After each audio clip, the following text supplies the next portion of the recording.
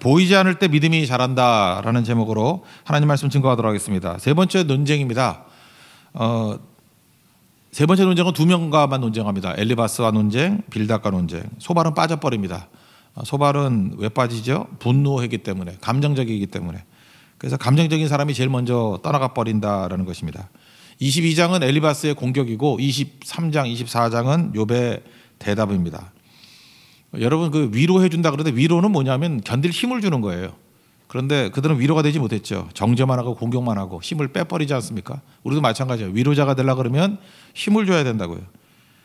침묵하고 있는 게 제일 좋은 거고, 뭐 굳이 말한다 그러면 하나님 말씀을 증거하거나 기도해 주거나, 정 줄 거 없으면 돈 주라니까요.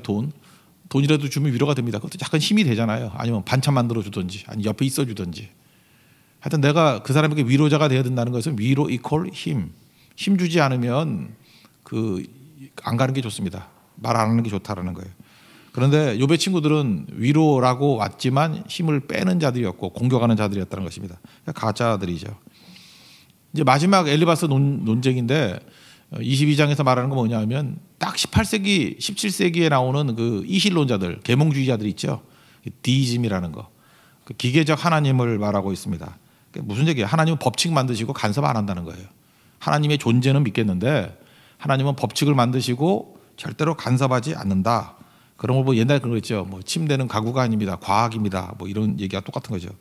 하나님은 법칙입니다. 하나님은 과학입니다. 이렇게 얘기하는 거예요. 하나님은 법칙이기 때문에 법칙대로만 하나님이 제한적인 거라는 거예요. 하나님은 과학이라는 거예요. 그래서 원인이 있으면 결과가 있다. 지금도 생각보다 이렇게 디이즘 같이 믿는 사람 되게 많아요. 하나님은 과학이기 때문에 법칙이야, 예외가 없어, 뭐 이렇게 믿는 사람들이 많이 있다는 것입니다. 그래서 합리적인 하나님을 말하고 있어요. 뭐 대표적인 게 2절 3절입니다. 22장 2절 3절 한번 읽겠습니다. 시작. 사람이 어찌 하나님께 유익하게 하겠느냐? 지혜로운 자도 자기에게 유익할 따름이니라. 내가 의로운들 전능자에게 무슨 기쁨이 있겠으며 내 행위가 온전하들 그에게 무슨 이익이 되겠느냐? 이게 무슨 얘기죠? 하나님께 영향 못 미친다는 거예요. 그러니까 이실론자들이 안 믿는 건 뭐냐면 기도의 능력 그렇게 크게 안 믿습니다. 기도한다고 뭐 변하냐? 법칙대로 가는 거지. 하나님의 섭리를 믿지 않습니다. 하나님이 법칙 만들어 놓고 난 다음에 법칙을 깨면 그 하나님이 아니지. 그래서 기적을 안 믿어요. 기적이라는 게 자연 법칙 만들었는데 자연 법칙 깨는 게 하나님이냐? 스스로 만들고 스스로 깨느냐? 말도 안 돼. 그러니까 기계적 하나님, 단순한 하나님, 법칙대로의 하나님만 믿는 거예요. 그러니까 이런 사람들이 하는 일이 뭐죠? 바리새인들이 주로 이런 사람들인데 법칙 만들어 놓고 하나님에게 관심이 없어요. 왜 그렇죠? 하나님은 창조하시고 법칙대로만 일하시기 때문에 하나님에 대해서는 더 알 게 없어요. 하나님은 법칙인데 뭐. 그러니까 하나님은 관심이 없고 사람에게만 관심이 있어요. 그래서 이 사람이 법을 지키느냐 안 지키느냐, 법칙대로 사느냐 안 사느냐. 그러니까 법칙대로 안 살면 살면 선이고 안 살면 악이고. 그러니까 그들에게 필요한 건 뭐예요? 상을 주거나 벌을 주거나. 그러니까 하나님을 법칙을 만들어 버리니까 자기가 하나님이 돼 버리는 거예요. 그죠? 이실론자들. 그러니까 계몽주의자들이 항상 판단하는 거예요. 자기들은 문제가 하나도 없다고 생각을 하고 이렇게 살아가는 것입니다. 그런데 반면에 기계적 하나님의 반대말이 뭐예요? 인격적인 하나님. 말이 너무 어렵나요? 인격적인 하나님이라는 게 뭐예요? 여러분이 엄마가 인격이잖아요. 아버지가 인격이잖아요. 인격은 사랑이 있다라는 거예요. 사랑이 있다는 건 뭐죠? 살 길이 없으면 길 만들어준다는 거 아니에요? 아니 우리가 보통 법칙적인 만약에 사람이라 그러면 어떤 아이가 뭐 잘못 먹어가지고 먹지 말라는 거 먹어가지고 죽어가요. 그럼 뭐라 그러죠? 가봐라, 내가 먹지 말랬는데 먹기가 죽지. 그럼 어떻게 되죠? 내 말대로 되기 위해서는 죽어야 좋지요.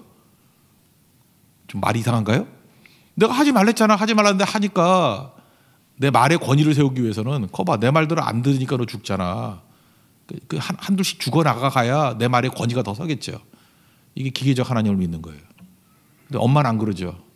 내가 먹지 말랬잖아 그러지만 어떡하죠? 먹어도 살 길을 찾지요. 막 등을 때리든지 뭐 병원을 가든지 아니면 민간요법을 쓰든지 어떻게든 살려내려고 그러는 거 아니에요? 그죠? 그게 인격이죠. 인격은 또 다른 말로 하면 사랑이죠. 사랑은 뭐예요? 살 길을 없으면 만들어내서라도. 옛날에는 뭐 의학이 발달되지 않았을 때는 뭐 부모님 힘들 때는 뭐 이렇게 이로 뭐 피 내가지고 막 떨어뜨리지 않습니까? 그게 뭐 답은 아니겠지만 길이 없으면 길을 만드는 게 사랑이죠. 그게 은혜죠. 그래서 인격적인 하나님, 은혜의 하나님, 사랑의 하나님, 구원의 하나님 뭐 얼마든지 갖다 붙일 수 있죠. 다 똑같은 얘기라는 거예요. 그래서 제가 요한복음 3장 16절이 사랑과 공의를 말하는 대표적인 성경이라고 그랬잖아요. 하나님이 세상을 이처럼 사랑하사 독생자를 주셨으니 우리가 구원받을 길이 없어요. 그러니까 아들을 죽여가지고 길을 만드는 거예요. 독생자를 주시는 방법을 통해서. 그리고 정의가 뭐라 그랬어요? 공의가 뭐라 그랬어요? 말씀대로 된다. 그 길대로 가면 산다예요. 말씀대로 된다. 그게 정의라고. 그를 믿는 자마다 멸망치 않고 영생을 얻게 하려 하심이라. 이게 정의라고요. 그러니까 길 만들고 그 길대로 가게 만드는 거. 그게 사랑과 공의예요. 사랑과 정의. 그런데 기계적 하나님에서는 사랑이 없잖아요. 새로운 길이 없고 법칙이니까. 그러니까 결국은 인간이 다 죄인이니까 다 죽어야 된다. 그거밖에 없는 거죠. 안 죽으려고 그러면 어떻게 되죠? 아닌 척하는 거. 이게 엘리바스의 시가. 엘리바스는 그래서 가장 그 바리새인하고 비슷합니다. 반면에 우리가 사랑의 하나님, 구원의 하나님을 믿는다 그런 것은 사람을 달리 보는 거죠. 구원시키는 걸로. 마가복음 2장 16절에 보면 예수님이 이걸 다 깨버려요. 예수님은 사랑의 하나님이시니까. 예수님이 세리와 죄인들과 밥을 먹어요. 바리새인들이 펄펄 뛰죠. 이게 엘리바스가 똑같은 거라고요. 왜냐하면 이들은 법칙이 있어요. 하나님은 의인을 좋아하시고 죄인을 미워하신다. 이게 법칙이에요. 하나님은 의인을 좋아하시고 죄인은 정말 싫어하신다. 이게 법칙이라고. 근데 예수님이 하나님의 아들이라며. 근데 세리와 죄인이잖아요. 그럼 싫어해야 되는데 왜 밥 먹어? 밥 먹는 거 좋다는 뜻이거든요.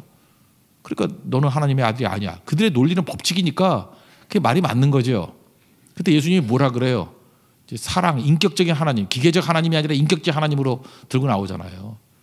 건강한 자에게는 의원이 있을 때 없고 병든 자에게라 의사가 필요하다. 내가 그 의인을 부르러 온 게 아니라 죄인을 부르러 왔다. 그러니까 무슨 얘기예요? 나는 너같이 이렇게 법칙이 중요하다고 접근하는 게 아니고 나는 병자 때문에 온 거야. 죄인 때문에 온 거야. 그들을 살릴 수 있는 길이 없으면 길을 만들고자 온 거야. 그래서 살려내는 게 내 목적이야. 그러니까 인격적인 하나님, 구원의 하나님, 사랑의 하나님은 사람에게 관심 있는 게 아니죠. 네 얼마나 죄를 졌고 얼마나 문제가 있느냐보다도 하나님께 관심을 두는 거죠. 그런 자들도 건질 수 있는 하나님, 그들도 구원하는 하나님. 그러니까 우리가 애들이 문제가 있어요. 그러면 걔가 사는 길은 본인의 노력에 없죠. 먹지 말는 거 먹잖아요. 사고 치잖아요. 엄마의 의지에 달려 있어요. 아버지의 의지에 달려 있어요. 의사의 의지에 달려 있어요. 살려내고야 말리라. 그게 하나님이라고요. 그래서 기계적 하나님은 법칙이기 때문에 관심이 없고 사람에게만 관심이 많고 맨날 사람만 공격하는 거예요. 그런데 인격적인 하나님은 인간은 어차피 죄인이고 병자고 소망이 없어요. 그러니까 하나님 바라보는 거죠. 인격적 하나님이 우리를 구원해 주시고 은혜 주시고 은혜 아니면 살 수가 없다고. 은혜는 하나님이잖아요. 하나님께 소망을 두는 거예요. 구원은 하나님이잖아요. 하나님께만 소망을 두는 거예요. 사랑은 하나님이잖아요. 하나님께만 소망을 두는 거라고. 교회에서 마찬가지예요. 이게 바리새인 같은 사람이 뭐냐면 맨날 교인들 쳐다보고 아이고 이 꼴들 보니까 이 교회는 망했군. 이건 엘리바스 시각이에요. 근데 우리가 다 부족하고 연약하고 병자들 같이 보이지만 하나님이 우리에게 은혜 주시고 하나님이 일하시고 하나님이 건져주시면 살 수 있어. 하나님 우리를 불쌍하게 여겨주세요. 우리에게 은총을 주세요. 이게 인격적인 하나님, 은혜의 하나님, 사랑의 하나님을 믿는 구원의 하나님을 믿는 사람들의 자세라는 것입니다. 그러니까 엘리바스의 하나님은 바리새인 하나님이라는 거예요. 그러니까 사람이 아니라 하나님께 소망을 둘 수 있는 하나님의 거룩한 종 되기를 축원합니다. 23장 넘어가면 이제 욥의 시각인데 욥의 시각은 이제 하나님 바라보겠죠. 이제 엘리바스가 반대니까 이제는 인격적인 하나님을 바라보는 건데 장소를 말하는 거예요. 하나님을 찾겠다는 거예요. 하나님 만나보고 싶다는 거예요. 근데 하나님 만날 수가 없다. 어찌 하나님 만날 수 있나? 숨어 계시는 하나님을 얘기하고 있습니다. 근데 결론적으로 얘기하면 숨어 계신 하나님. 왜 하나님이 숨어 계시죠? 에스더서 같은 데 보세요. 하나님의 이름이 한 번도 안 나오잖아요. 숨어 계시죠. 막 이렇게 드러나진 않잖아요. 왜 숨어 계시죠? 그때에 성장하기 때문에. 그때에 우리가 막 믿음이 자라기 때문에 그렇다는 거예요. 숨어 계시는 이유는 뭐냐? 장소적으로 찾을 수 없는 것 같이 보는 게 사라진 게 아니라 오히려 우리의 성장을 위한 것이다. 그게 23장의 내용이에요. 그래서 10절이 제일 중요하잖아요. 그러나 나의 가는 길을 그가 하시나니 나를 단련하신 후에 정금같이 나오리라. 숨어 계신 하나님이 하시는 일이 뭐예요? 정금 만드는 거, 순금 만드는 거. 그게 하나님이 하시는 일이라는 거예요. 그게 장소 개념이에요. 숨어 계신 하나님은 우리를 순금 만드시기 위해서 성장시키기 위한 것이다. 이게 욥의 깨달음이에요. 먼저 하나님 찾는다라는 얘기가 쭉 나오죠. 이거는 애원이에요. 목마름. 3절부터 9절까지 23장 3절부터 9절까지 한번 쭉 읽겠습니다. 시작. 내가 어찌하면 하나님을 발견하고 그의 처소에 나아가랴. 어찌하면 내 앞에서 내가 호소하며 변론할 말을 내 앞에 입에 채우고 내게 대답하시는 말씀을 내가 알며 내게 이르시는 것을 내가 깨달으랴. 그가 큰 권능을 가지시고 나와 더불어 다투시겠느냐. 아니로다. 도리어 내 말을 들으시리라. 거기서는 정직한 자가 그와 변론할 수 있은즉 내가 심판자에게서 영원히 벗어나리라. 그런데 내가 앞으로 가도 그가 아니 계시고 뒤로 가도 보이지 아니하시며 그가 왼쪽에서 일하시나 내가 만날 수 없고 그가 오른쪽으로 돌이키시나 배울 수 없구나. 한마디로 해서 뭐예요? 숨어 계시는 하나님. 하나님 만나고 싶은데 만날 수가 없구나. 왜 안 만나 주시죠? 안 만나 주시는 게 유익이 되기 때문에. 계시지만 우리가 이렇게 느낄 정도로 안 만나 주신다는 거예요. 그래야 뜻을 이루죠. 그럼 대표적인 예수님 아니에요? 십자가상에서 엘리 엘리 라마 사박다니 나의 하나님 어찌하여 나를 버리셨나이까. 그럴 때 안 버렸어 그러고 짠하고 나타나면 십자가 못 지잖아요. 그죠? 하나님이 안 계신 게 아니라 그때는 개입을 안 하시는 거예요. 왜? 숨어 계셔야지 하나님의 뜻을 이루기 때문에, 사명을 이루기 때문에. 우리 가운데도 그래요. 분명히 하나님께서 동행하고 계시지만 내가 이렇게 막 느낄 정도로 막 돕는 형태로서 이렇게 나타나지 않고 숨어 계시는 하나님이 있다고요. 충분히 이유가 있어요. 그게 내 성장과 내 사명을 이룰 때이기 때문에 그렇다라는 것입니다. 여러분, 우리는 그래요. 하나님의 임재가 이렇게 느껴지고 막 그럴 때 더 성장을 많이 한다 그러는데 그렇지 않아요. 기적이 많이 벌어질수록 우리 믿음은 안 자라는 것 같아요. 그 기적이 하나도 없었던 데가 어디냐면 주로 사마리아예요. 사마리아. 요한복음 4장 한번 보세요. 그 사마리아 여인하고 대화할 때 기적 없잖아요. 뭐 물 좀 달라 그러고 뭐 이 얘기 저 얘기 하다가 예배 얘기하다가 나가서 전도하잖아요. 여자가. 그랬더니 사마리아에 부흥이 일어나고 또 한번 사마리아에 부흥이라는 게 사도행전 8장이잖아요. 빌립이 가가지고 기적 안 했죠. 말씀만 증거하니까 큰 부흥이 일어났죠. 참 묘해요. 예수님 그 고향 동네 그 갈릴리 베세다 이런 데는 기적이 굉장히 많았는데 거기 믿는 자 없잖아요. 눈에 보인다고 믿는 거 아니죠. 오히려 숨어 계실 때 믿음은 더 잘하는 거예요. 저는 이렇게 생각해요. 뭐 이렇게 죽다 살아난 분들 있죠. 이렇게 막 병 걸렸다가 막 암 말기에서 막 살아난 분들. 난 그분이 꼭 믿음이 있다고 생각 안 해요. 살려주신 거지 믿음은 믿음이야. 딱 별개의 문제예요. 난 그렇게 기적을 행하고 난 다음에 난 예수 안 믿는 사람도 많이 봤어요. 기적하고 믿음하고 뭔 관계가 있어? 오히려 기적이 많을수록 믿음이 없어요. 오히려 병이 안 낫고 그저 이렇게 뭐 천국 가시는 분들이 믿음이 더 굳건해지는 분 많아요. 주만 바라본다고 천국에서 주를 만나겠다고 기쁨으로 가시는 분 많고 병 낫고 지옥 가는 사람도 있다고 안 믿고 그 자식들 위해서 맨날 기도하잖아요. 뭐 명문대 갔어요. 가고 난 다음에 딴 길로 가는 인간들도 많아요. 근데 뭐 기도하는데 뭐 맨날 시험 고통 뭐 삼수 사수 오수 장수 그죠? 뭐 애 결혼 놓고 기도하는데 결혼 뭐 안 돼. 40이 돼도 결혼이 안 되고 근데 계속 믿음은 굳건해져. 물론 뭐 나중에 하긴 하더라고요. 그죠? 어떻게 이해할 거예요? 기적하고 믿음하고는 별개라고요. 오히려 숨어 계신 하나님일 때 더 성장할 때도 많이 있다라는 거예요. 난 제일 궁금했던 게 이거예요. 이스라엘 백성들 10가지 재앙 기적이죠. 홍해가 갈라진 거 기적이죠. 온통 기적 맛보고 난 다음에 금송아지 만들었어요. 금송아지 만드는 그 아침에도 만나가 내렸어요? 안 내렸어요? 아니 이 미친놈들이죠. 이게 만나 먹고 금송아지 만들어. 여러분 이해가 되세요? 만나 기적이잖아요. 내가 농사 짓지 않은 거죠. 광야에서 먹을 게 내린 거잖아요. 메추라기 먹고 금송아지 만들었다고. 이게 말이 되냐고. 불기둥과 구릿기둥으로 인도함 받고 금송아지 만들었다. 그게 인간이에요. 기적 너무 좋아하지 마세요. 저는 이것도 걱정이 돼요. 교회에서 약간 기적이 나타나고 막 이러면은 믿음 수준은 더 떨어지는 것 같아요. 반면에 아무리 부르짖어도 뭐 이렇게 잘 안 되는 것 같이 보이고 어떤 때는 눈에 보이는 그런 승리가 많이 없는 것 같이 보일 때 그때가 사실은 환난 중에도 우리가 즐거워하나니 환난의 인내를 그때 인내라는 근육이 자라는 거예요. 그죠? 인내라는 근육, 믿음의 근육이 막 자라는 거예요. 이게 응답이 빠르다고 좋은 게 아니에요. 그죠? 이렇게 인내하면서 굳건한 믿음이 생기게 된다는 것입니다. 그래서 보이지 않을 때 믿음이 자란다. 하나님이 보이지 않을 때 믿음이 자란다. 이거 꼭 잊지 말라고요. 그 홀로코스트 유태인들 막 죽일 때 그거 뭐 벽에다가 누가 쌀았다 그러죠. 뭐 누가 기록 남겨놨대. 태양이 보이지 않아도 태양이 있으면 믿습니다. 안 보인다고 태양이 없나?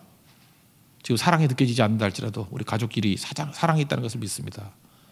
마지막 구절이 뭐예요? 하나님이 보이지 않아도 하나님 계심을 믿습니다. 이 믿음이잖아요. 홀로코스트 그러면 하나님이 짠 나타나가지고 그저 뭐 옥문을 열어주거나 아니면 뭐 게시타포들 다 뭐 벼락 맞아 죽거나 그런 거 없었어요. 근데 그때 믿음이 자라는 거예요. 이게 23장의 얘기입니다. 그래서 24장 10절 다 같이 한번 읽겠다. 시작. 그러나 내가 가는 길을 그가 아시나니 그가 나를 단련하신 후에는 내가 순금같이 되어 나오리라. 여기 단련이라고 되어 있는데 가치를 높이는 거죠. 단련할수록. 그래서 이 저질에서 순금으로 가는 거예요.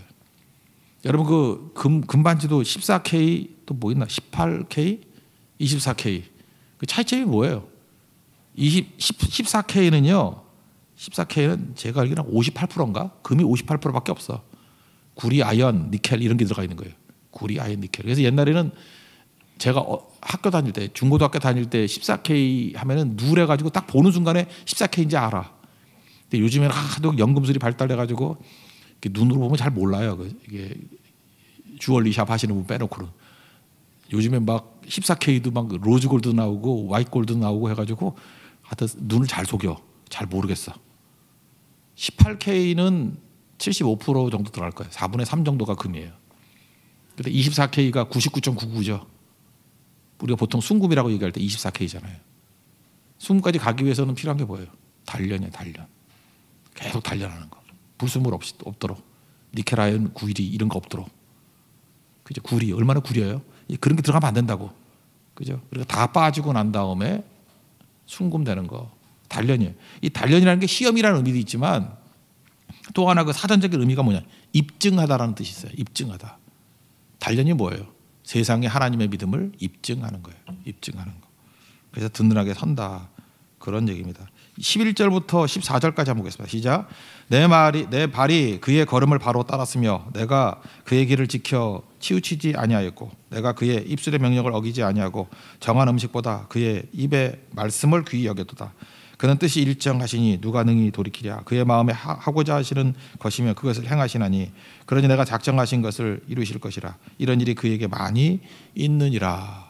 여기서 숨어 계시는 하나님, 그러나 여전히 일하시는 섭리하시는 하나님을 발견하게 되는 거죠. 이게 믿음의 순수함이라는 거예요. 그 다음에 24장에 가면은 시간이죠. 시간이 깊어지는 거예요. 이게 시간적으로 하나님의 때가 내가 생각하는 때보다 좀 길어지는 것 같이 보여요. 왜 그러죠? 여기서 중요한 거예요. 그래서 이웃이 보이는 거예요. 이웃. 먼저 1절은 너무 억울하다는 거죠. 왜 안 돼요? 하면서 하나님이 빨리빨리 어찌 언제까지 뭐 이런 거라고요. 근데 1절이 뭐예요? 다 같이 해요. 시작. 어찌하여 전능자는 때를 정하 놓지 아니하셨는고 그를 아는 자들이 그의 날을 보지 못하는고. 그러니까 전능자의 때가 있다라는 거죠. 그러니까 내 때와 하나님의 때가 다르다는 거예요. 그러니까 하나님의 때는 이게 지체되는 것 같이 보이고 좀 늦은 것 같이 보인다는 거예요. 그런 과정을 통해서 욥이 깨달은 게 뭐냐면 이웃이 보이기 시작했다는 거예요. 이웃이. 이게 또 중요한 깨달음이에요. 지체되는 걸 통해서 이웃이 보이더라. 그래서 이런 거예요.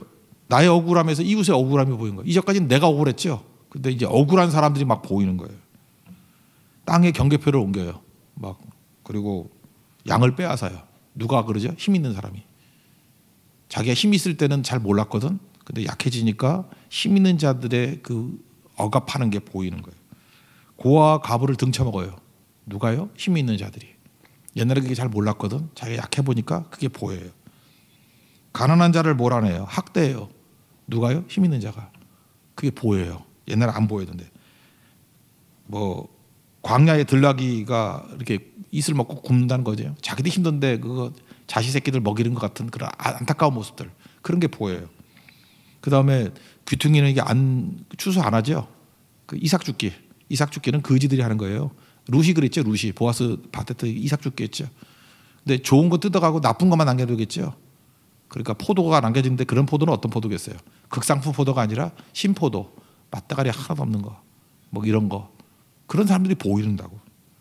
추위에 떠는 가난한 사람들. 뭐 이런 거. 소나기 맞고 뭐 부들부들 떠는 사람들이 보여요. 내가 부자일 때는 안 보이는데.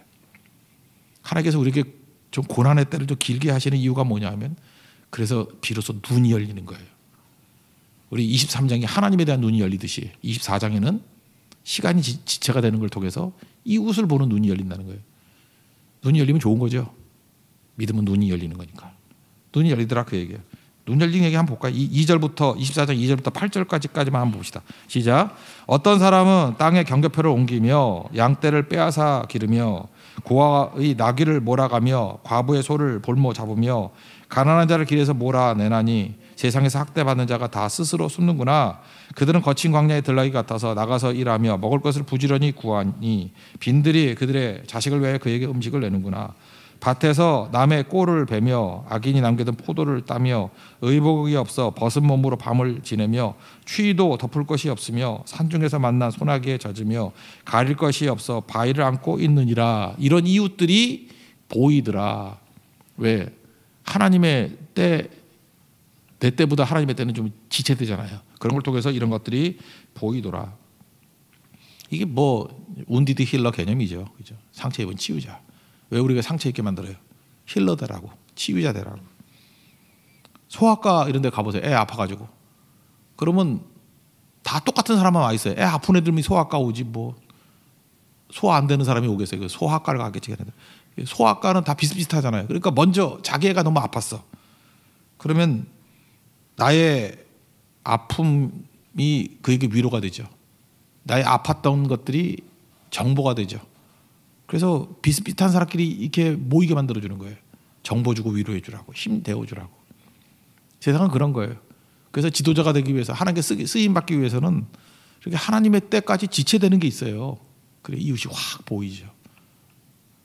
복음서에서 예수님 제자들이 이웃이 보이던가요? 안 보이죠. 근데 사도행전에 가니까 핍박당하고 고난당하고 하니까 아픔이 다 보이잖아. 그게 느껴지잖아요. 광야 생활이 왜 중요해요? 알잖아요. 솔로몬은 아픔을 몰라요. 다윗은 알잖아요. 다 내가 겪어본 거기 때문에. 그래서 로마서 5장 3절 4절 이게 중요하죠. 환난 중에도 즐거워하나니 환난은 인내에 해당되는 게 23장이에요. 그죠? 믿음의 근육이 생기는 거예요. 하나님 보이지 않을 때 믿음이 자라요. 그리고 인내는 연단은 뭐예요? 인격이 된다는 거죠. 인격이 뭡니까? 뭐 딴 게 인격이에요? 다른 사람 배려할 줄 알고 다른 사람 아픔을 볼 줄 아는 게 인격이죠. 사이코패스 아닌 게 인격이죠. 이웃이 보이는 게 인격이죠. 그러니까 결국 유익한 거죠. 얼마나 유익한 거예요. 이게 욥의 시각이었습니다. 엘리바스 기계적인 하나님, 법칙의 하나님, 단순한 하나님, 지멋대로 하나님이에요. 바리새인 같아요. 그러니까 하나님에게 관심이 없고 사람에게만 관심이 있고 때려 잡으려고 그러는 거예요. 신앙은 뭐냐? 하나님 바라보는 거예요. 하나님께 관심 갖는 거예요. 하나님께 소망을 두는 거라고요. 그럼 하나님께서 다 보시지만 숨어 계시는 걸 통해 가지고 우리를 잘하게 만드시고, 그 인디언 성인씨가 알잖아요. 12살 때 뭐 숲속에 늑대 우는 숲속에 놔둔다며. 근데 사실 혼자 두는 거예요? 아니죠. 어른들이 다 쳐다보고 있대. 늑대 나타나면 진짜 막아주려고. 하나님 그렇게 우리를 보호해 주시는 거예요. 성장시키려고. 그게 장소적 개념의 하나님의 숨어 계시는 하나님.